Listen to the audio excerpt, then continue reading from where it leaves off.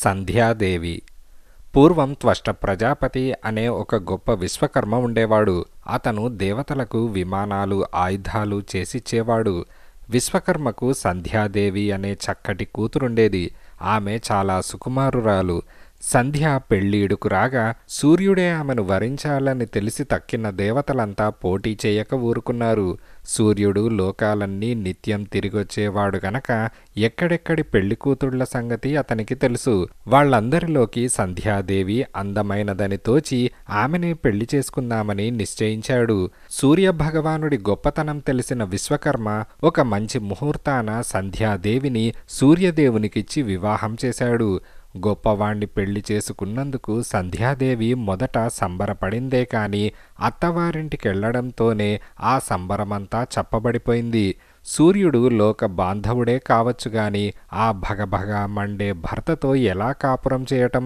అందులోనూ సంధ్యాదేవి లాంటి సుకుమారి అసలే చేయలేదు. స్వామి, మీరు చాలా వేడిగా ఉన్నారు. మీ వద్ద ఉండటం నాకు చాలా కష్టంగా ఉన్నది అని తన బాధ భర్తతో చెప్పుకుందామని ఆమె అప్పుడప్పుడు అనుకునేది. కానీ ఆయన ఏమంటాడో అని భయపడుతూ చెప్పకుండా ఊరుకునేది. కొంతకాలానికి ఆవిడకు వైవస్వతుడు, యముడు అనే 2 కొడుకులు, యమున అనే కూతురు పుట్టారు. క్రమంగా సూర్యుని వేడి తగ్గటానికి బదులు ఎక్కువైపోయి సంధ్యాదేవికి సహించటానికి వీల్లేనంత బాధ కలిగించింది. ఆమె తన బాధ ఎవళ్ళకి చెప్పుకోలేక ఒంటరిగా కూర్చొని దుఃఖించింది. అప్పుడు ఆమె నీడ ఆమె పక్కనే కనపడింది. ఆ నీడ సరిగ్గా తనలాగే కనపడేసరికి సంధ్యకు ఒక ఆలోచన తట్టింది. ఆ నీడకు ప్రాణం పోస్తే అది తనలాగే సుందరి అయి సరిగ్గా తనలాగే ఉంటుంది. తన స్థానంలో ఆమెను సూర్యునికి భార్యగా ఉంచేసి తాను పుట్టింటికి వెళ్ళి ఇంతవరకు సూర్యుని వేడి వల్ల కమిలిపోయిన తన శరీరం తేరుకునే వరకు అక్కడ విశ్రాంతి తీసుకొని ఆ పిమ్మట రావచ్చు అని అనుకున్నది. వెంటనే సంధ్యాదేవి తన నీడకు ప్రాణం పోసి అచ్చు తనవలే ఉన్న ఆ సుందరికి ఛాయాదేవి అని పేరు పెట్టింది. ఛాయ అంటే నీడ. అక్క, నన్నెందుకు పుట్టించావు అని ఛాయాదేవి అడిగింది. సంధ్య తన బాధంతా చెప్పి, నువ్వు భర్తగారికి అనుమానం కలగకుండా నడుచుకోవాలి. ఆయనకు సందేహం రాకుండా నా పిల్లల్ని కూడా ఇక్కడే విడిచి వెళ్తున్నాను. వాళ్ళకి కూడా ఏ సంశయమూ కలగకుండా ఇది అమ్మే అనే నమ్మకం పుట్టేటట్లు నువ్వు వాళ్లను పెంచాలి. మన ఈ రహస్యం ఎవరికీ తెలియనివ్వకూడదు అని చేతిలో చెయ్యి వేయించుకొని మర్నాడే సంధ్యాదేవి పుట్టింటికి వెళ్ళింది. సంధ్యాదేవి తనంత తానే వచ్చిందనేటప్పటికీ ఏం చెప్పమా అని విశ్వకర్మకి అనిపించింది. ఆమె మనస్సు విడిచి చెప్పటానికి బిడియపడింది. బహుశా భర్తతో ఏదో పేచీ వచ్చి ఇలా వచ్చేసుంటుందని, కొన్నాళ్లు పోతే అల్లుడే వచ్చి ఆమెను సమాధానపరిచి తీసుకువెళ్తాడని, అంతగా రాకపోతే తామే తీసుకుపోయి అప్పుడే దిగబెట్టవచ్చునని తల్లిదండ్రులనుకున్నారు. కాని వాళ్ళనుకుంటున్నట్లు సూర్యుడు ఎప్పటికీ రాలేదు. అయినా ఎందుకొస్తాడు? అతడికి సంధ్యాదేవి బాధగాని ఆమె పుట్టింటికి వెళ్ళిందని గాని తెలుస్తేగా. ఛాయాదేవి కాస్త కూడా సూర్యునికి అనుమానం కలగకుండా అచ్చం సంధ్యాదేవిలాగే వర్తిస్తున్నదాయే. పోనీ పిల్లలకు కూడా అనుమానం కలగలేదు. ఛాయాదేవి వాళ్లను స్వంత తల్లిలాగే ప్రేమతో పెంచుతున్నది. ఇక వాళ్లకెలా అనుమానం కలుగుతుంది?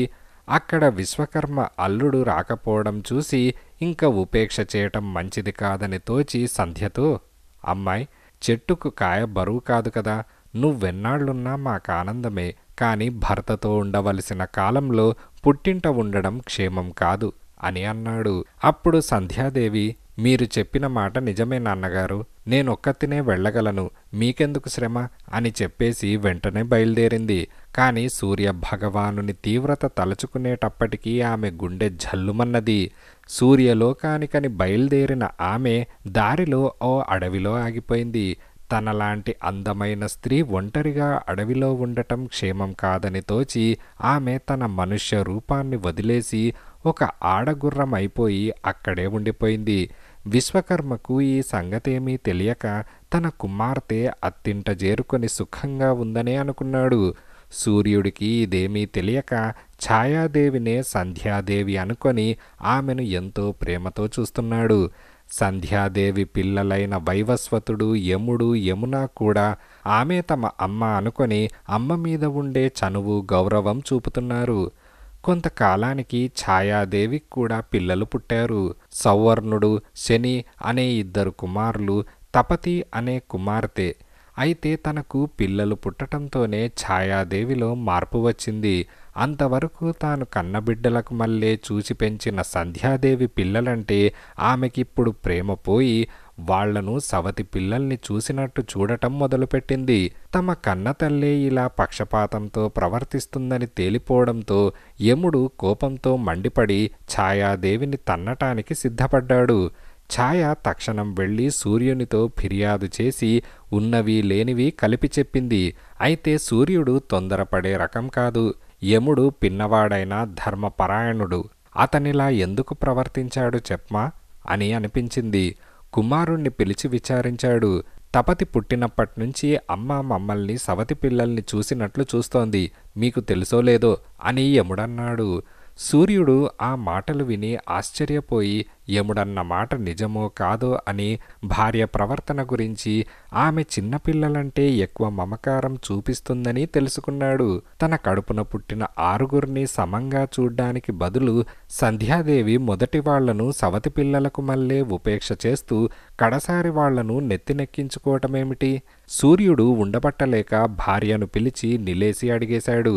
ఛాయాదేవి తప్పించుకుందామని చూసింది కాని సూర్యుడు అలా పోనివ్వలేదు. ప్రళయకాల రుద్రుడి మల్లే భగ్గుమనేసరికి ఛాయాదేవి గజగజ వణికిపోతూ తాను సంధ్యాదేవిని కాదని, సంధ్య పుట్టింటికి వెళ్ళిపోయిందని యథార్థం చెప్పేసింది. ఇది విని సూర్యుడు చాలా విచారించాడు. కూతుర్ని నేను సుఖపెట్టలేకపోయానని మా మామగారేమనుకున్నాడో కదా అని బాధపడి తక్షణం విశ్వకర్మ ఇంటికి వెళ్ళి సంధ్యాదేవి ఏదండి అని అడిగాడు. ఆ మాట వినేటప్పటికీ విశ్వకర్మ నిర్ఘాంతపోయాడు. మీ వద్దకే వెళ్తున్నానని బయలుదేరిందే అని అన్నాడు. సూర్యుడు జరిగిందంతా మామగారికి పూసగుచ్చినట్లు చెప్పగా విశ్వకర్మ అల్లుణ్ణి ఓదార్చి తన యంత్ర సామాగ్రి తెచ్చి సూర్యుణ్ణి చేత్తో పట్టుకొని భగభగ మండే పెచ్చులన్నీ ఊడి కింద పడేటట్లు సానపెట్టేశాడు. మంటలకు బదులు వెచ్చదనము, కాంతి మిగిలి సూర్యుడు చూడటానికి ఎంతో అందంగా కనపడ్డాడు. అలా మారిపోయి సంధ్యాదేవిని వెతుకుతూ వెళ్ళిపోయాడు. ఆవిడ తన మానాన్ని కాపాడుకునేందుకు ఆడగుర్రమై అడవిలో ఉందని తెలిసి తాను కూడా ఒక గుర్రం రూపంతో అక్కడికి వెళ్ళాడు. సంధ్యాదేవికి సూర్యుడు తెలియజెప్పుకునేసరికి, ప్రభు, మీరు మళ్ళీ మీ సూర్యరూపం ధరించకండి, మీ వేడి భరించలేను అని ఆమె ఉన్నమాట చెప్పేసింది. వాళ్లలా కొంతకాలం గుర్రం రూపంలోనే ఉండగా వారికి అశ్విని కుమారులు పుట్టారు. ఆ అశ్విని కుమారులే దేవతలకు వైద్యులయ్యారు. కాని సూర్యుడు, సంధ్యాదేవి అడవిలో గుర్రాల రూపంలో అట్టే కాలం ఉండటానికి వీల్లేకపోయింది.